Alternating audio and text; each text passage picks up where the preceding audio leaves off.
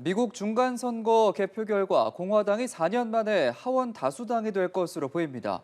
상원은 여전히 팽팽한 접전을 이어가고 있는데요. 선거 전 여론조사와 달리 민주당이 선전하고 있다는 평가입니다. 워싱턴 연결해서 현재까지 개표 상황 알아보겠습니다. 이경희 특파원.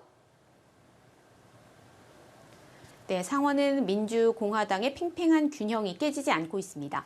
네바다, 조지아, 애리조나 등의 승패가 여전히 안개 속인 가운데 양당이 거의 절반씩 양분하고 있는데요. 조지아는 개표가 거의 끝났고 민주당 후보가 승리를 거뒀지만 과반 득표에는 못 미쳐 다음 달 6일 결선 투표를 거치게 됐습니다.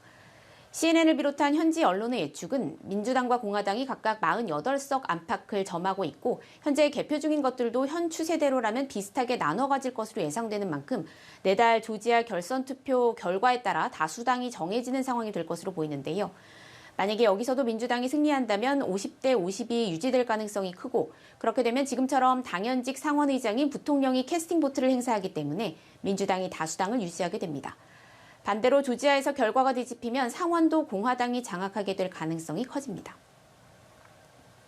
네, 공화당은 하원을 탈환할 것으로 예측이 되고 있는데 당초 예상보다 큰 격차는 아닐 걸로 보인다고요.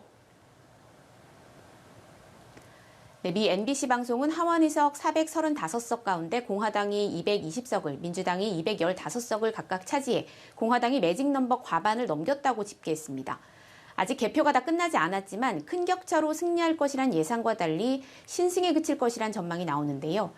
차기 하원의장이 유력한 케빈 메카시 공화당 하원 원내대표는 개표가 한창 진행 중인 오늘 새벽 연설을 통해 하원 선거 승리를 선언했습니다.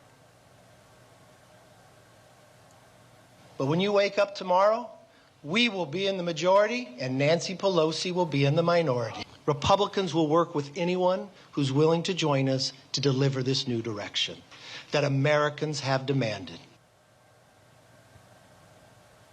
인플레이션 감축법과 기후변화 대응, 우크라이나 지원 등에 있어서 다른 목소리를 내며 바이든 정부의 정책에 대한 집중적 견제에 나설 것으로 보이는데요. 그러나 압도적인 승리를 거두지는 못한 것으로 보이는 만큼 역할이 제한적일 것이라는 분석이 나옵니다. 외신은 예상을 뒤집은 민주당의 선전으로 평가하면서 여야 간 권력 지형이 절묘하게 양분돼 균형을 맞추게 됐다고 짚었습니다. 네, 바이든 대통령이 잠시 뒤 기자회견을 통해 선거와 관련한 입장을 밝힐 예정이라고요. 네, 잠시 뒤에 기자회견을 예고했는데요. 민주당이 선전했다는 평가가 나오는 가운데 선거 결과와 관련해 입장을 밝힐 것으로 보입니다. 바이든 대통령과 민주당의 분위기는 하룻밤새 불안해서 안도로 분위기가 급변했는데요. 상하원 전패 가능성까지 거론됐지만 상원은 수성 가능성이 작지 않고 하원도 현재 예측으로는 선방이 예상되면서 최악의 인플레이션 속에 악전고투한 것을 감안하면 책임론 폭풍에서 어느 정도 벗어날 수 있게 됐다는 평가가 나옵니다. 반면 자신만만했던 도널드 트럼프 전 대통령은 때 아닌 책임론에 휩싸이며 당내 입지 타격을 걱정해야 할 상황에 놓였는데요. 전면 지원에 나섰던 이른바 친트럼프 후보들이 고전을 면치 못했고 반 트럼프 후보들이 선전하면서 트럼프 전 대통령이 나선 게 득이 아닌 실이 됐다는 지적이 나오기 때문입니다.